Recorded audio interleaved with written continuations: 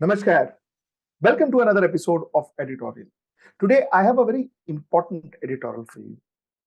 Important because it concerns your life, it concerns my life, it concerns our jobs, it concerns our money, it concerns our income, it concerns our business. Now, the finance minister of UK announced that UK is already facing recession. In fact, the Prime Minister of UK, Rishi Sunak, has announced 55 billion pounds of tax hikes and spend cuts. So those guys have already started taking steps to face the recession. Now, I also would like to share a very interesting figure with you, which is basically figures data from World Bank, which was announced by the United Nations, wherein they talk about the lost economic potential of the G20 countries. And it is as follows. You can see it on your screen too. Japan has lost economic potential of minus 2.6% in 2023. Brazil minus 2.8% in 2023. US minus 4.5%. And Europe minus 5.1%. China minus 5.1%. Germany minus 6.8%. UK minus 6.8%. India minus 7.8%. Indonesia minus 9.2%, and Russia minus 12.6%. So COVID, the Ukraine-Russian war, all of it has hit every country in the world. Now, the question that I asked tonight, and I have a very eminent guest, Dr. Arun Kumar, who is the foremost economist in India, one of the foremost economists in India. The question I have for him tonight is, will India go through recession? And if India goes through the recession, what happens to our jobs? What happens to our income? What happens to our growth? What happens to our GDP? What happens to all of that? That's the question I'm going to ask tonight. And that's my topic for today's editorial. Let's get right into the show. Doctor, thank you so much for joining us. It's always a pleasure to have you in my show, Doctor. Thanks a lot. Sir, tell me, there is an eminent danger of a global recession. That's there, and it's no longer hidden. Like I was telling my audience a little while ago, that the finance minister of UK has already announced that UK is in recession. Now the question, sir, is, will India face recession? So there are two things. One is that I think the global economy is already in recession. It didn't quite recover from the COVID when the Ukraine war, the zero COVID policy, the high interest rates announced by central banks, they've all hit at the same time. So US economy in the preceding 2 quarters was already in negative territory, which means that they already faced recession earlier. Europe has been facing, energy crisis, shortage of supplies of various things and so on. So they, I think, are already in recession. Now, what happens is that the financial experts, they don't announce a recession till the recession becomes deeper. Because if they announce it, then what happens is that the stock markets and other financial markets, they start tanking. And we have the experience from the 2007-8 global crisis, when until the Lehman Brothers collapsed, IMF was still predicting 1.5% rate of growth for the world economy. Whereas, I had written an article in the Tribune in February of 2008 saying the world economy is in recession now. Indian economy is already in recession because our GDP data is incorrect. Our GDP data depends only on the organized sector. It doesn't take into account the unorganized sector. And there are all these reports from textile, from leather, from pressure cooker industry, FMCG, from e-commerce, that the unorganized sector is unambiguously declining. So if I wrote a piece in the Hindu in June saying that if you take the unorganized sector into account, we are only at about 1% rate of growth, not at 8% rate of growth. And since then, the organized sector rate of growth has come down. So in other words, if the organized sector rate of growth has come down, then we are already at zero or negative territory. So I think the world economy is already in recession or very close to it. And the Indian economy is also either at 0% rate of growth or negative rate of growth. So we are already in trouble. But in India, we don't use the data from the unorganized sector. So we keep saying that, our economy is at 8%, at 7%, and that, we may head into recession next year. But I think we are already in recession.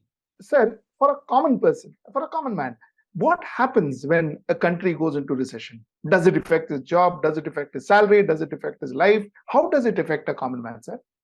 So a recession means that the economy, instead of rising, is actually declining. So when the economy starts declining, then it means that unemployment starts increasing. And unemployment, as it is very high in India, the more educated you are in the age group of 15 to 29, the more the unemployment. And therefore, the number of jobs that are available for youth, and we've estimated that 24 million young people in the age of 15 to 29 enter the job market every year. Only 500,000 are going to get about the well-paying organized sector jobs. The rest will have to go at very low salaries into the unorganized sector, where, as the e-Shram portal data indicates, that there are 28 crore people, 280 million who are registered unorganized sector people, and 94% say they are earning less than 10,000 rupees per month. So you can see that people have to do residual jobs. They either do head load work, they push a rickshaw, they do some odd work here and there, they sell a little bit of vegetables and so on. So these people are in trouble, because when the recession hits, people's incomes decline and unemployment increases. And both those things imply that the economy is not going to generate even the few jobs that are being generated now. And therefore, the problem for the organized sector will also rise. Unorganized sector, as it is, in trouble. So unemployment, loss of income, and decline in growth, these are the ways in which it will reflect. So the standard of living of the unorganized sector will decline further, but the standard of living of the organized sector will also start declining. So what I understand, sir, then is we already have a problem with jobs. We have huge amount of unemployment. Now this is going to aggravate in the next couple of years. That's number one. Number two is it's definitely going to affect our income, affect our salaries, so on and so forth. Now this is what will normally happen to. This is what will happen to a normal individual in India. Now tell me, sir, what are the steps that the country can take? What do you recommend? What are the steps that the country can take to kind of overcome this? So there are two things. One is, you see, the influence that is coming from abroad. The influence that is coming from abroad is that you have supply bottlenecks because of zero COVID policy, because of the Ukraine war. Many metals and fertilizer and food shortages, etc. there. Now you can't do immediately very much about that, right? But the rupee is weakening, and as the rupee weakens, therefore the imported inflation goes up. As the inflation goes up, then again the demand comes down, because the poor people are unable to cope with the rising inflation, and therefore the recession would tend to deepen. Then the central bank in USA, called the Fed Reserve, the central bank in UK, in Europe, they are all raising interest rates. As a result, that we in India, our central bank, Reserve Bank of India, also has to raise interest rates. Otherwise, capital start going out of the country. As it is, we have seen in the last 9-10 months that about $100 billion of foreign exchange reserves have been reduced, because we are trying to support the rupee, prevent it from falling rapidly. If they keep raising their interest rates, we'll also have to keep raising our interest rate, and that will then mean that investment will be affected adversely. So these are the influences that are coming from outside. The influences that are there from within are that the unorganized sector is declining, and within the unorganized sector is the micro sector, which is 97.5% of the employment of the MSME sector, and 99% of the units are micro units. They have faced problems since demonetization, GST, and all that. And then the lockdown affected them very badly. And that's why demand there is a problem. So they need to be supported by the government. Then our fiscal policies need to be changed. We have imposed heavy taxes on basic items like petrol and diesel. If that comes down, then the inflation rate to a certain extent can be controlled within the economy. So we need to control the supply bottlenecks within the economy. We need to have the right fiscal policies. We need to have the right support for the micro sector, where bulk of the people are employed at very low incomes. If we support them, then the demand would not decline. And if the demand doesn't decline, then Indian industry can keep on operating in spite of the recession that is going on abroad. So we will be affected because our exports will not be so buoyant. But if our internal demand is there, then the industry would not be that badly affected. So I think what we need to do is depend on our fiscal policies to support. And what does the micro sector need?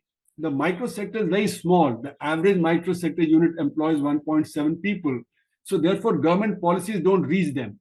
Now, the first thing, therefore, the government has to do is separate the MSME into micro separate and small and medium separate. Micro units are 6 crore units, small and medium are only 6 lakh. And most of the policies that the government announces for the MSME sector, the benefit goes to the small and medium, but the micro doesn't get anything. So if we separate the micro from MSME, then we can have specific policies for the micro sector. Now, for instance, what does the micro sector need? They need marketing support, they need finance support, and they need technology. So we can set up cooperatives of the micro sector units, like say in Tirupur, where there are a lot of textile units, or in other places where there's the carpet industry in the UP, Bhadoi, and so on. We can set up cooperatives of these people. They can work together. Then they'll be able to get finance. They'll be able to do marketing. They'll be able to do technology upgradation. And government would need to step in to actually do all that. So that's as far as the micro sector is concerned. Then on the agriculture front is also very important because half the employment of the unorganized sector is in agriculture. And they are facing a crisis because the 85% of the farmers are below 5 acres. So they're small and marginal farmers. Their income has been a problem. So we need to boost their income by having MSP for all crops. Now, when we do MSP for all crops, it has to be based on the wages, the wages that the workers get. The wages have to be living wages. Then the workers will benefit and the farmers will benefit both. Okay. So if we do that, then the farm front will be boosted, the micro sector will be boosted, and that'll take care of the demand in the economy. The demand will begin to rise because it's the demand that has been short, why the Indian organized sector is also now beginning to face problem and why it's slowly slowing down. So we need to do that on both these fronts. So on the front, we also need to do some kind of urban employment generation schemes. The urban employment generation schemes, similar to the rural employment generation scheme, will also help the educated unemployed to get jobs. So if we do some of these things, then I think we'll be able to take care of our problems. Sir, we need to increase demand. Now that is the core essence of whatever you said. We need to increase demand, right. And to increase demand, you need to keep inflation in check. Where do you see the inflation going? You need to get money in the hands of people to correct. Those who correct. Don't have. And therefore, the fear is that, that might kick up inflation, because the inflation levels are already high, right? Correct. But now, where do you see the inflation going, sir? That's my question. Where do you see the inflation going? No, given the world economy's recession, the inflation rate should come down. The reason is that the world demand comes down, and when the world demand comes down, then the prices of the inputs they come down. Okay. But what I am arguing is that we need to generate demand. Now, if the micro sector and the small sector become active, a lot of them have closed down. So what it does, it curtails supply and it curtails demand. If you actually revive these sectors, then it generates demand and also increases supply. So the supply bottlenecks that were there from within the economy, they come down. The second thing is that why the inflation is high is also because the corporate sector's pricing power is increased. As demand is shifted from the unorganized sector to the organized sector is raising its prices more than what they should. And that's why you see the RBI's sample of 2,700 companies, which are non-financial, non-public sector units, that their profit has been rising 20-24%. When the economy is stagnant, the profits rising means that they're raising prices more than what they really need to do. So therefore, the pricing power of the corporate sector needs to be put in check. Windfall profits that are being made, they need to be taxed, and you can use that to actually finance what you're doing for the micro sector and the agriculture sector. You also need to tax wealth. You also need to tax gifts and so on. And that direct taxes will be able to then get you enough funds for supporting the poor people. Now, also, you need to lower the indirect taxes, like indirect taxes on petrol, diesel, etc., which have been raised since the start of the pandemic. So if you collect more direct taxes, you can lower the indirect taxes, And direct taxes are not inflationary, whereas indirect taxes are inflationary. So if you lower the indirect taxes, inflation rate comes down, and the direct taxes will mean that the government can finance without raising the deficit. So this is very interesting. What you're essentially saying is that globally inflation will come down. Okay, which Yes. means the cost of products will come down. Cost of products and services will come down. So Cost of technically inputs, speaking, like raw cost of material, etc., will come everything, down. everything, And everything. So will it? Will the final product, the cost of the final product too will come down. Hence, what are we talking about? Then to increase demand, all you need to do is ensure that people have cash in hand. right. So will this cash in hand by tax cuts and other benefits, can we increase cash in hand? No, so I'm not saying tax cut. I'm saying direct taxes have to be raised, indirect Hmm. taxes have to be lowered, and what you raise from direct taxes then goes to the people who have lost incomes and who've lost, jobs. Okay, so the micro sector, when it revives, that will generate a lot of employment. It's not the organized sector that generates employment. Organized sector is highly automated. So, for instance, the increase in the organized sector jobs between 1990 and the present is only by 5-6 million jobs, whereas the workforce has increased by 250 million, right? So we can't depend on the organized sector generating jobs. We have to depend on the micro sector and agriculture to generate jobs. Now Correct. agriculture is also getting more automated, so agriculture is Correct. also not generating jobs. So we have to generate non-agriculture unorganized sector jobs, which have to be the micro sector. And that's why I'm emphasizing that if we begin to support the micro sector in a big way, we are supporting the big business, but we're not supporting the micro.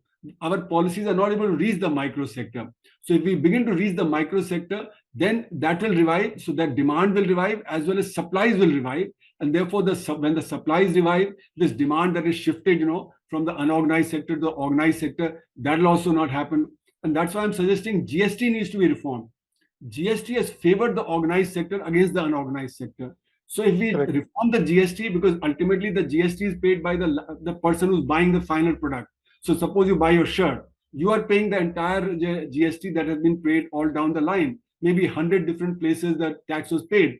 But that makes it complicated and that works against the unorganized sector. So if you simply make it the last point tax, then you can forget about input credit, you can forget about the e-way bill, you can forget about the taxation on input services like chartered accountant and this, that, and the other advertisers, etc. They don't need to pay the intermediate taxes that they are at the moment paying. So that will then benefit the unorganized sector, because in competition today, the organized sector prices have come down, the unorganized sector the cost has gone up. So then, when you make it a last point tax, collect it only at the last point on the MRP, then these problems will go away and the micro sector will start doing well again. So many of these things are from the fiscal policy rather than the monetary policy. We are depending more on monetary policy now, raising interest rate, cutting back on liquidity, etc. But raising interest rate will not stop the Ukraine war, will not stop the zero COVID policy in China. So the global supply will not be affected. It will not revive the unorganized sector. It will not revive the micro sector by raising interest rates. So we need fiscal policies more than monetary policy. Sir, a lot of economists say that one should look at agriculture to tide over this recession. Is that your view too, sir? See, agriculture will not help us tide over the recession, because agriculture output is only 14% of the GDP. Suppose that 14% becomes 15%, because you've done something for agriculture, which you need to do. That is not going to overcome the demand problem. So, what do you need to do in agriculture? You need to give incomes to people in agriculture, to farmers. And that will come only when you assure minimum support price to all farmers. And to the workers on the farm, you assure a living wage. So that's why we are emphasizing that there should be a living wage for all workers. When there's a living wage, then they can buy whatever their necessities are. They can give their children good education. They can give their family good health, etc. And that will help to revive demand. So living wage to the workers, which is promised in the constitution, and a minimum support price for all crops in agriculture. Once you do that, then agriculture would revive also. Okay, and when agriculture, because that employs half the workforce of the unorganized sector, that will be a substantial boost to the demand of the economy. So yes, we should do for agriculture and for the micro sector. For both, we need to do, so that extra labor in agriculture can go into the micro sector. Sir, my last question to you. Sir, what is the single largest reason for this recession? Is it the Ukraine war, or was it COVID? What was the single largest reason for this recession? So it's a combination. It's not one factor only. I mean, COVID had already put the world economy in a very difficult phase. Supply bottlenecks were there. And because of those supply bottlenecks, inflation was kicking up. So India's inflation kicked up about 18, 19 months back, not 8, 9 months back when the Ukraine war started. Our wholesale prices started rising by more than 10%. Our consumer price index started rising by more than 6%. US also had record high inflation. UK also had record high inflation. And Europe also has had record high inflation because of the global supply bottlenecks that were coming from the COVID itself. Ukraine war has aggravated the situation, because the supply bottlenecks increased. Now, when the inflation kicked up, the traditional monetary policy is to raise interest rates. And therefore, the Federal Reserve Bank, the British Central Bank, the European, they started raising interest rates. So everybody else had to follow up and raise. But the point is, raising interest rate is not going to stop the COVID, is not going to stop the zero COVID policy of China, is not going to stop the Ukraine war. So all it can do is lower demand. So therefore, the demand was getting lowered as a result of the fact that the interest rates were rising and the inflation was kicking up. So these two factors have affected demand. And once the demand starts going down, there's a problem. Now, this recession is likely to be long lasting because this Ukraine war has started a new Cold War. There are two blocks, the advanced country blocks on the one hand supporting Ukraine and the Russia, China on the other hand. And that has disturbed finance, that has disturbed trade, that has disturbed technology transfers. Okay, so therefore the trade as it's being disturbed, so the new linkages have to be there. Then supply chains will be shortened, capital will be withdrawn back to your own country. So deglobalization and de-dollarization are taking place. So a lot of confusion in the global markets, and that is going to create uncertainty, and therefore capital will not invest as much as it should. And that's why I'm saying that this recession is likely to be a long-lasting recession. Even if the Ukraine war stops in the coming months, even then, because two blocks have formed, I think that the disharmony between China and the US is long-lasting. It started even much before the Ukraine war. I mean, our creation of the Quad was to try and encircle China. China was encircling us, we were encircling them. So this split in the world had started, 3-4 years back. And that has got aggravated by the Ukraine war. And I don't think they're going to come back to an agreement that they'll have more harmonious relations, etc. Sir, thank you so much. Thank you so much. As always, it's been a pleasure talking to you, sir. And it was it was such an enlightening session. Thank you, sir. Thank you so much. Thanks. Okay, bye. Now be the first to know about the latest updates on our new news app. Go on your Android or iOS, search for HW News Network. Download our app, choose the language you prefer to get updates in, and be up to date with the latest news.